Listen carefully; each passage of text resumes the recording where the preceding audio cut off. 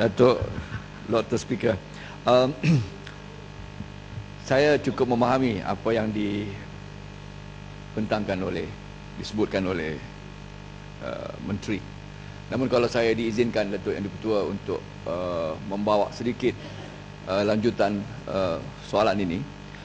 Dalam konteksnya dengan izin constitutionalism ataupun mengambil semangat constitution dan perlembagaan itu daripada hanya the letter of the constitution. Mahkamah Datuk Yang diwujudkan untuk menyemak dan mengimbangi legislative proses di Dewan Rakyat. Dan nyatanya kalau diperhatikan the cardinal principle dengan izin, ya, tiang serinya kepada demokrasi itu adalah terangkum dan termaktub dalam Perlembagaan Persekutuan dalam perkara 10 fundamental liberties. Dan kalau kita mengambil daripada amalan demokrasi yang matang seperti di Amerika contohnya, 3 perkara besar yang terangkum dalam the right, dengan izin hak bersuara, hak berhimpun dan hak berpersatuan itu adalah cukup besar.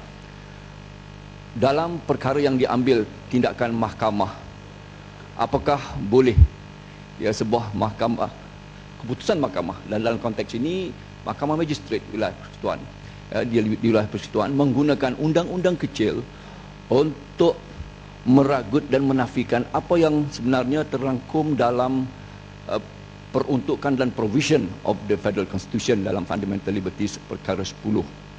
Dengan kata lain, sebuah undang-undang kecil melangkaui dan menolak dan menafikan.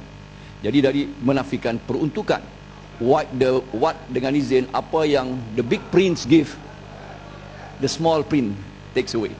Jadi menteri, kalau boleh menteri ulas, dalam hal ini sudah 3 kali perintah mahkamah digunakan untuk meragut hak yang terlalu asasi dalam fundamental liberties termaktub dalam Federal Constitution. That would be a subversion of democracy at its worst. Terima kasih. Untuk ini betul.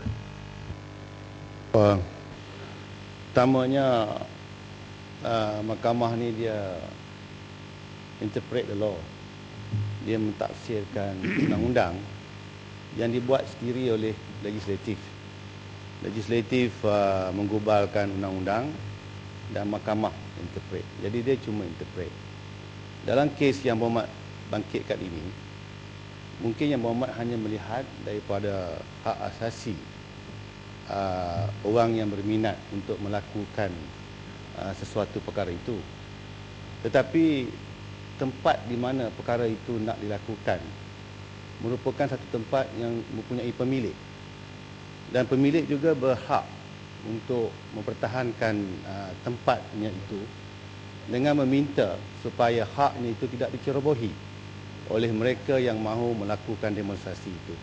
Jadi yang kita kena lihat daripada mana. Saya kira pemilik tempat itu juga mempunyai hak untuk mempertahankan hak mereka, dan dia ada hak untuk pergi ke mahkamah untuk mengeluarkan perintah supaya tempat dia itu tidak dicerobohi oleh mereka yang tidak berhak berbuat demikian.